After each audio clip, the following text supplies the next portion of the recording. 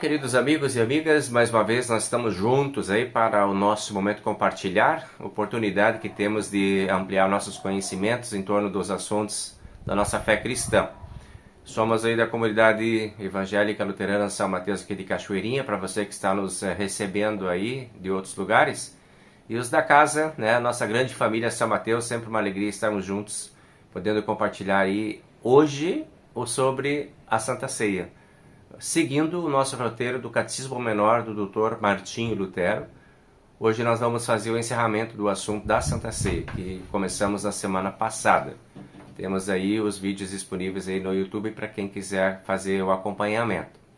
Muito bem, temos aqui então o segundo e terceiro ponto do assunto da Santa Ceia, organizados por Martinho Lutero, quando ele no segundo ponto faz o seguinte, ele fala sobre o proveito da Santa Ceia.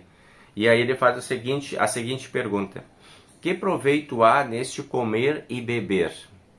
E aí a resposta dele é a seguinte: isso nos indicam as palavras dado e derramado em favor de vós para a remissão dos pecados.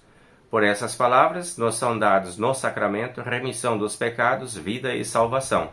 Pois onde há remissão dos pecados, há também vida e salvação. Então, esta é a nossa fé, essa é a nossa crença, é nisso que acreditamos a respeito da Santa Ceia, quando nós nos dirigimos ao altar do Senhor em comunhão com os outros irmãos e com o próprio Senhor Jesus Cristo, e ali recebemos o pão e o vinho, e no pão e no vinho recebemos o corpo e o sangue do Senhor e Salvador Jesus Cristo. A nossa fé nos remete à verdade que está instituída aí nesse sacramento, que para nós é verdade sobre esse proveito da Santa Ceia. Perdão, vida e salvação são o presente de Deus para todos aqueles que se apresentam diante do altar em humildade, arrependimento e confissão. Então este é o requisito, né, para se receber esse proveito. E aí a gente vai seguindo aqui Martinho Lutero, quando ele pergunta de que palavras aprendemos a respeito desse comer e beber? O proveito disso. E Martinho Lutero responde das palavras do Senhor Jesus Cristo, quando ele diz: dado e derramado por vós para a remissão dos pecados. Então isso está na Escritura. Por isso para nós este assunto é verdade absoluta, porque está revelado, está escrito na palavra. Dado e derramado para a remissão dos pecados. Explícita na palavra o proveito, né? Aquilo que está lá é verdade para nós. Porque a palavra de Deus toda, ela é a verdade de Deus revelada, né, para nós. O que está escrito na Bíblia é a verdade de Deus absoluta para todos nós. E por isso mesmo também esse assunto da Santa Ceia é absolutamente verdade, embora seja algo que nós não consigamos provar materialmente, substancialmente, racionalmente, nós cremos. Isto é a nossa fé. Que nos dizem estas palavras? Então diz aqui, na Santa Ceia é dada a cada comungante, para a confirmação da remissão dos seus pecados, aquele mesmo corpo e sangue com que adquiriu a remissão dos pecados sobre a cruz. Então Cristo se entregou na cruz por nós. Isto é o que a palavra nos diz. Aquele corpo entregue lá na cruz, aquele sangue derramado lá naquela cruz, são nossos em todo o seu benefício, em todo o seu proveito, através do pão e do vinho recebidos na Santa Ceia. A conexão entre nós e aquilo que aconteceu no passado está pela fé, acontece pela fé. Nós cremos nisso, essa é a nossa fé. Estamos ali porque cremos e recebemos porque cremos. E aí a pergunta que vem é a seguinte, como podemos dizer que na Santa Ceia se nos dá vida e salvação, quando, nas palavras da instituição, não se faz menção dessas dádivas? E ali a resposta é a seguinte: onde há remissão dos pecados, há também vida e salvação. Que lá na palavra de Cristo diz, dado e derramado para a remissão dos pecados. Vida e salvação são consequências do perdão dos pecados. Quem está perdoado está vinculado à vida e à salvação. Então, por isso afirmamos, teologicamente, com segurança, que nós recebemos perdão dos pecados, vida e salvação, porque um é consequência do outro. Não está na palavra de Cristo, lá realmente não está escrito assim. Isso é conclusão teológica. E podemos fazer essa conclusão teológica pelo conhecimento e por todo o aporte bíblico que nós temos de que verdadeiramente isso é assim. Isso é importante porque existem alguns movimentos fundamentalistas que afirmam que apenas aquilo que está escrito, e escrito literalmente, é que tem valor. Então, se não está escrito, não pode ser afirmado. Esse é um movimento chamado movimento fundamentalista, bastante perigoso, que visita também muitas vezes os argumentos das pessoas e de muitos cristãos, que acreditam que somente aquilo que está absolutamente escrito. Não, a gente pode tirar conclusões também teológicas a partir daquilo que temos ali. Essa é uma das situações que temos aqui. Não está na fala de Jesus vida e salvação. Mas em outro lugar da Bíblia tem que o perdão dos pecados oferece àquele que é perdoado vida e salvação. Então nós podemos fazer uma afirmação teológica sem um fundamentalismo bíblico que esteja escrito junto. Podemos fazer, porque a conclusão teológica ela é possível. Assim, existem muitos assuntos bíblicos que são tratados também que precisa ter essa flexibilidade para que possamos entender a Bíblia e interpretar a Bíblia como ela pode ser interpretada. Porque o princípio bíblico máximo que nós temos, especialmente dentro do luteranismo, é de que a Bíblia interpreta-se a si mesma. Então é importante ter uma leitura completa da Bíblia para poder fazer as conexões entre as partes, a fim de que se compreenda melhor o que a própria Bíblia nos oferece. Aqui outra pergunta: por que então participamos da Santa Ceia? Participamos da Santa Ceia principalmente para fortalecermos a fé, fortalecemos a nossa fé na remissão dos pecados, por nosso Senhor Jesus Cristo, e para o progresso na vida piedosa, bem como para testemunho de comunhão na fé. Então, estão várias razões para a gente sempre voltar à Santa Ceia, né? Então, veja bem, fortalecimento da nossa fé é básico. Depois, nós temos ali progresso na vida espiritual, que é uma consequência do fortalecimento da fé, e o testemunho de comunhão na fé. Nós participando, fazendo, realizando, nós estamos dando testemunho público de que cremos que verdadeiramente o Senhor Jesus Cristo está ali. Esse é um testemunho público que se oferece quando se está na Santa Ceia com as outras pessoas. Estabelecemos comunhão em torno desse assunto. Muito bem, isso tudo sobre o proveito da Santa Ceia, fechamos aí o capítulo. Agora abrimos um capítulo novo, que é o terceiro capítulo, que é a virtude da Santa Ceia, segundo Martinho Lutero. E ele faz a primeira pergunta assim: como pode o ato físico do comer e beber efetuar coisas tão grandes? Como pode isso? E Lutero responde: o comer e o beber, em verdade, não as podem efetuar, mas sim as palavras, dado e derramado em favor de vós para a remissão dos pecados. Essas palavras, juntamente com o comer e o beber, são as coisas principais no sacramento. E o que crê nessas palavras tem o que elas dizem e expressam, a saber, remissão dos pecados. Então, olha que interessante o raciocínio teológico de Martinho Lutero, né? Nada disso está escrito lá naquele texto, mas é um raciocínio teológico consistente, né? De que o dado e derramado está aí como palavra que garante para nós, no comer e no beber, tudo aquilo que Deus entrega para nós em termos de perdão, vida e salvação. E não é um ato físico apenas. Então não adiantaria só chegar lá e comer um pedaço de hóstia ou uma hóstia e tomar um gole de vinho. Acabou. Não, não é só isso. É preciso ter consciência, é preciso estar refletindo sobre aquilo, é preciso entender que esta palavra, e veja bem, não é também o entendimento racional que nos dá o benefício da Santa Ceia, mas é o poder de Deus que nos dá o benefício da Santa Ceia. É o nosso comer e beber físico com a palavra de Deus. E é Deus quem age dentro da Santa Ceia. Não somos nós que mentalmente fazemos isso funcionar.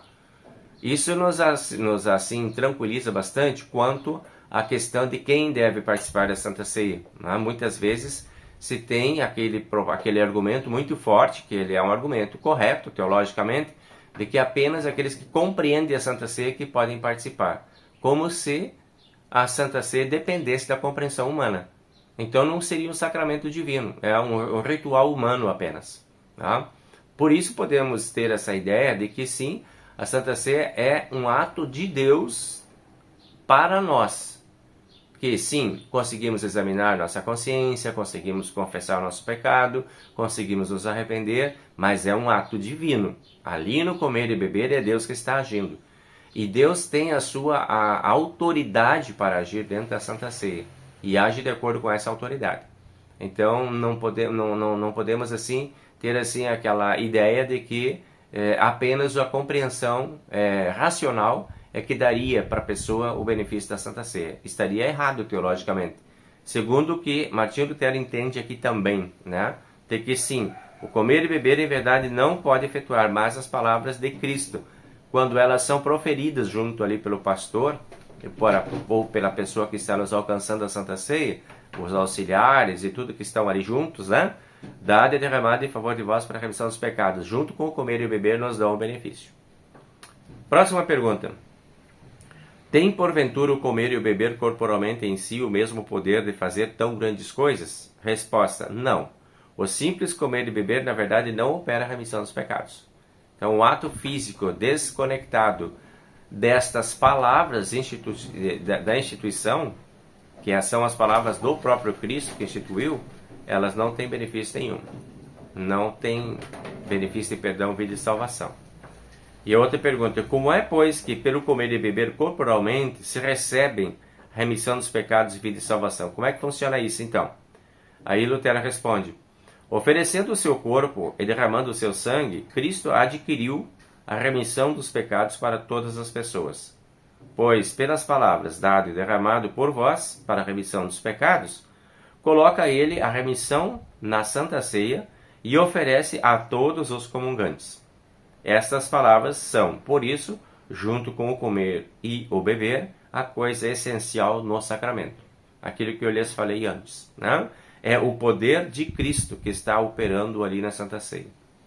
Desde que isso seja feito de acordo com a sua vontade. Tem lá os elementos visíveis? Pão e vinho? Tem. Tem o elemento invisível da palavra? Tem. A palavra é a palavra de Cristo? É. Então está pronta a fórmula para a ação divina. É Deus quem vem e age agora no coração de cada participante. E aqui diz, né? Ele coloca a remissão dos pecados e oferece a todos os comungantes. Esse é o poder de Deus, essa é a decisão de Deus. Todos os que estão ali terão condições de ter acesso a isso pela sua fé, certo? E a outra pergunta: todos os comungantes recebem esse proveito na Santa Ceia? Agora olha a resposta. Cada um que come e bebe com o pão e o vinho, também o corpo e o sangue, ou melhor, vamos de novo. Cada um que come e bebe, recebe com o pão e o vinho também o corpo e sangue de Cristo. Todos recebem. Mas o proveito, ou seja, o resultado, somente aquele que crê nas palavras dado e derramado pelo perdão dos pecados. Então você vai lá na Santa Ceia, você recebe lá, você não tem fé, você não crê, você está recebendo o corpo e sangue sim, de Cristo, mas não recebe o benefício do corpo e sangue de Cristo. Cristo está presente se a Santa Ceia está sendo administrada corretamente. Só não tem o benefício. Perdão, vida e salvação é para quem está conectado a Ele pela fé, segundo o argumento aqui do Martinho Lutero, né? Então, de novo, é uma ação divina. É Deus quem está agindo ali naquele momento. É a ação de Deus. Última parte agora, o último capítulo que ele fala sobre o uso saudável da Santa Ceia. E aí ele fala agora: quem recebe dignamente esse sacramento? Jejuar e preparar-se corporalmente é sem dúvida boa disciplina externa, mas verdadeiramente digno e bem preparado é aquele que tem fé nas palavras dado e derramado em favor de vós para a remissão dos pecados. Aquele, porém, que não crê nessas palavras ou delas duvida, é indigno e não está preparado, pois as palavras por vós exigem corações verdadeiramente crentes. Tá? Esta é a verdade bíblica. Né? E isso diz respeito a todos os que estão na Santa Ceia. Né? Não podemos agora fracionar isso aqui e atribuir isso aqui àqueles que não foram instruídos, aqueles que não são da mesma comunidade, então eles estão excluídos, não pode. Não, nós não podemos misturar essas coisas e aplicar isso aqui apenas a essas pessoas, né? Nós temos que entender que isso aqui é a todos. Aquele, porém, que não crê nessas palavras delas, duvida, é indigno, e isso diz respeito àquela pessoa, independente de, pode ser um cristão que está há muitos anos lá dentro da comunidade e que naquele momento, naquele dia, está desconectado. Não está verdadeiramente arrependido, não está preparado, não está crendo naquele momento, não está consciente, está no automático lá, comendo um pedacinho de pão e tomando um golinho de vinho lá na frente e não está nem aí porque está acontecendo. Aí aqui a questão é dizer, recebe? Não recebe, porque não está fazendo com seriedade. Então isso não tem a ver com quem é ou quem não é de determinada comunidade. Isso tem a ver com a atitude pessoal dele com Deus no momento da Santa Ceia. Isso é o que está sendo explicado por Lutero aqui. E aí Lutero vem com outra pergunta: por que ainda se cogita nesse sacramento da verdadeira dignidade? E aí ele responde: o apóstolo Paulo admoesta expressamente: aquele que comer o pão e beber o cálice do Senhor indignamente será réu do corpo e do sangue do Senhor. Examine-se, pois, o homem a si mesmo, e assim coma e beba o cálice. Para quem come e bebe sem discernir o corpo, come e bebe para si juízo. Esse argumento do Paulo é um argumento muito sério para todos os que estão desejando participar da Santa Ceia. Tá?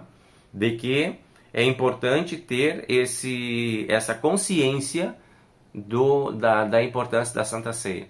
Essa consciência, né, que ele diz aqui, indignamente, seria aqueles que não têm condições de se examinar e aqueles que, mesmo não se examinando, não se conectam a Cristo pela sua fé.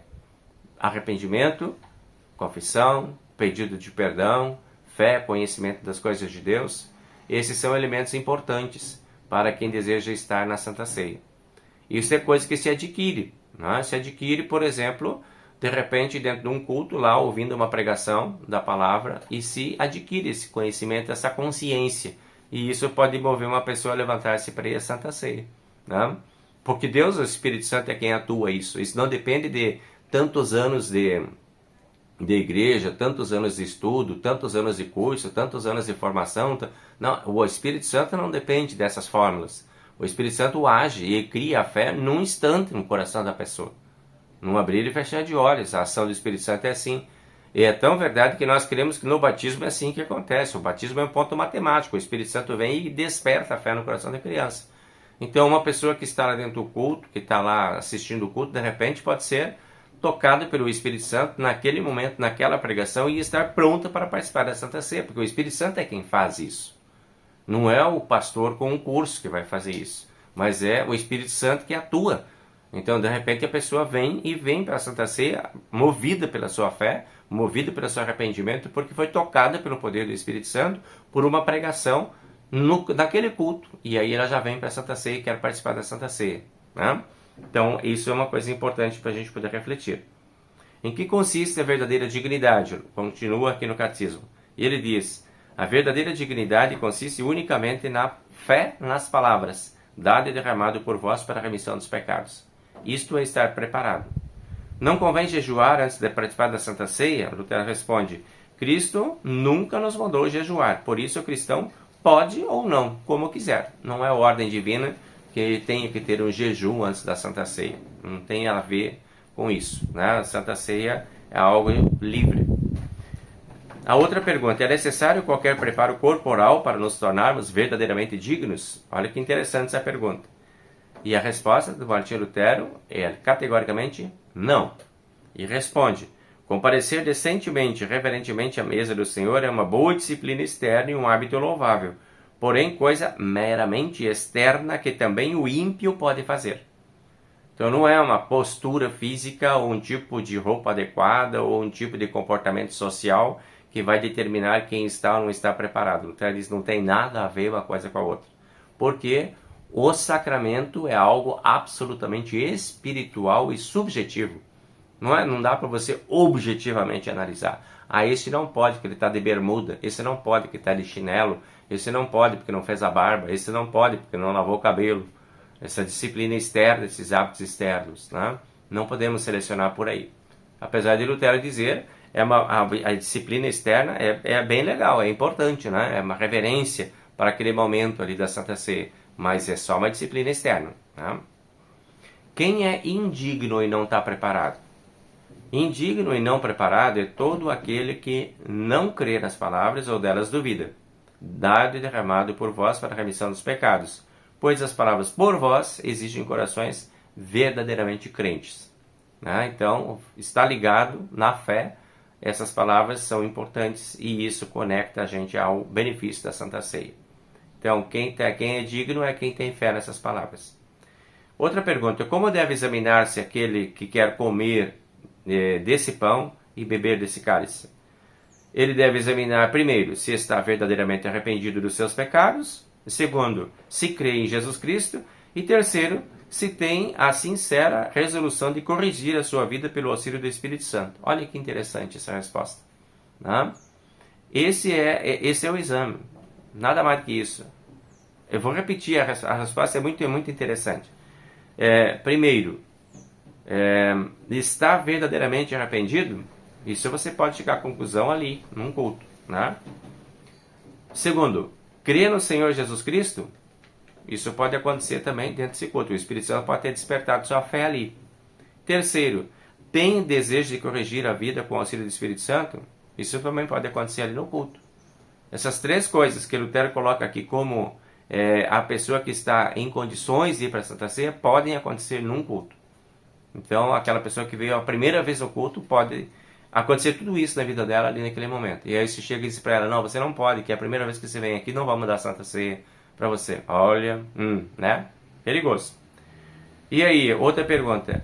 Os que têm uma fé fraca devem ir à Santa Ceia, à mesa do Senhor? Ah, eu estou muito fraco na fé, eu não vou na Santa Ceia, não tenho condições. Não, é errado. Né? Ele diz aqui, certamente que sim, os que têm fé fraca devem ir à mesa do Senhor. Justamente os fracos da fé devem ir à Santa Ceia para que a sua fé seja fortalecida. Está se sentindo fraco? O teu lugar é lá. É junto na mesa do Senhor. Está se sentindo confuso? O teu lugar é lá. Porque é lá que vai se desfazer aquela confusão. Então esse é um propósito também da Santa Ceia, de nos fortalecer. E agora, a quem não se deve dar a Santa Ceia? A Santa Ceia não se deve dar para 4 tipos de situações. Primeiro, aos ímpios, impenitentes e manifestos. Eu sou pecador, eu confesso que sou pecador, eu não me arrependo e eu não tenho nada que dar satisfação para ninguém. Segundo, aos hereges, pois a Santa Ceia é uma confissão de unidade de fé. Os hereges, aqueles que não têm fé em Deus, eles não creem, eles até desfazem, afrontam e abusam, né, daqueles que têm a sua fé. Não podem ir. Aos que deram escândalo e ainda não removeram. Se provocou um grande escândalo dentro da igreja lá, foi censurado, foi disciplinado, falamos há poucos dias sobre disciplina cristã na igreja, né? E aí você foi disciplinado, você está com aquele escândalo ainda, não se retratou, não se arrependeu, não trouxe seu pedido de perdão, a Santa Ceia não deveria ser o teu lugar. E, finalmente, aos que não podem examinar-se a si mesmos, como, por exemplo, crianças e pessoas sem sentidos, né? Tem pessoas que não têm mais controle das suas faculdades mentais. Então, essas, Deus terá outra forma de tratar com elas a respeito do perdão que elas precisam. E as crianças, por não terem ainda a compreensão correta de tudo isso que é a Santa Ceia. Então, se espera um pouco, se instrui, para que a gente possa oferecer mais segurança para a criança. Muito bem, agora vamos para as perguntas finais. Que 2 costumes observamos por isso entre nós?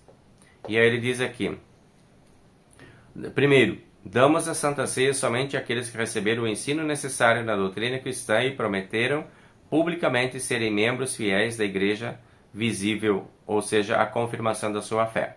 Segundo, insistimos em que todos os que desejam participar da mesa do Senhor, junto com os nossos altares, primeiro façam escrever os seus nomes pelo ministro dispenseiro dos mistérios de Deus, por Deus chamado, a inscrição para a comunhão.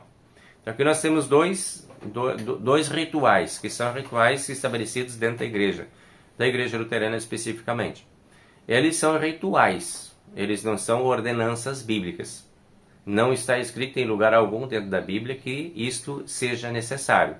É um costume criado dentro da igreja para oferecer segurança para as pessoas.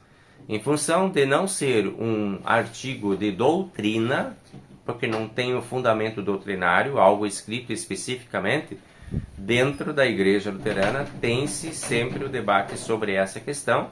E hoje, dentro dos costumes da Igreja Luterana, nós temos também a possibilidade de receber as pessoas que não passaram por esses rituais.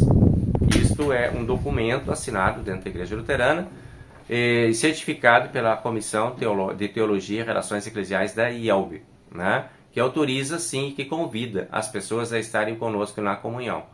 Este documento existe à disponibilidade de quem quiser maiores informações, né? A gente tem dentro da nossa diretoria da comunidade, por exemplo, esse documento disponível através da diretoria para todas as pessoas. É um documento teológico de reflexões importantes feitas pela Igreja nos últimos anos, em que se debate sobre esta questão de ser uma comunhão fechada. A comunhão não é fechada. A comunhão ela é fechada na fé, ela não é fechada no requisito de denominação congregacional, de ser apenas para os luteranos. Deus não instituiu a Santa Ceia apenas para os luteranos. Deus instituiu a Santa Ceia para todas as pessoas que creem nele.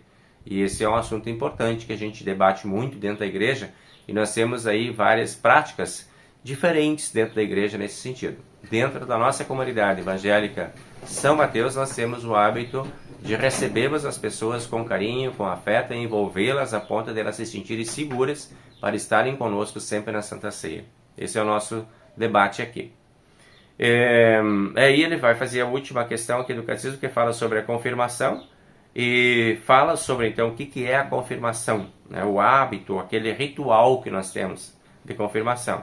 E ele fala que é uma cerimônia pública precedida por um período de instrução designada a ajudar os cristãos batizados a reconhecerem melhor a Bíblia e as principais doutrinas, para poderem distinguir a verdade do erro, crescer na fé, na vida santificada, na vida congregacional. Após são convidados a publicamente reafirmarem seu voto batismal e sua disposição de continuarem fiéis na confissão luterana. Adultos que queiram se filiar em alguma das nossas comunidades e igrejas são convidados a fazerem um curso específico para então fazerem sua profissão de fé. Confirmação de fé são cerimônias requeridas em nossa igreja para alguém tornar-se membro da comunidade. Isso é um privilégio de participar depois da Santa Ceia conosco. Então vejam bem, é um ritual, como diz aqui, de confissão luterana, né? Então a gente não tem essa instituição bíblica. Em lugar algum nós temos a confirmação como ritual bíblico. É uma instituição e um costume luterano. E adotamos para oferecer às pessoas maiores oportunidades de segurança e conhecimento bíblico. Mas não é um ritual que é um ritual doutrinário, bíblico, fundamentado na palavra de Deus, ao qual nós não podemos fugir, né? Podemos administrar isso sim, e administramos isso de formas diferenciadas, né? Tanto que existem comunidades que têm instruções de confirmandos de 1 ano, de 2 anos, de 3 anos, de 4 anos. Isso é tudo de cada comunidade estabelece, né, os seus rituais, que são os rituais que fazem parte do conjunto de costumes da igreja, né? Isto, meus amigos, então que Deus abençoe para todos nós as reflexões dessas verdades. Estamos chegando aí ao final desse assunto de Santa Ceia. Que Deus abençoe para você, para mim, para todos nós, essa participação desse sacramento tão rico, tão abundante em benefícios e bênçãos para todos nós. Um feliz tempo para você, que Deus abençoe, especialmente um feliz tempo de Advento, e que venha o Natal com todas as alegrias que Deus tem preparado para nós em mais este Natal. Um bom tempo para você e até a próxima quarta-feira. Tchau, tchau.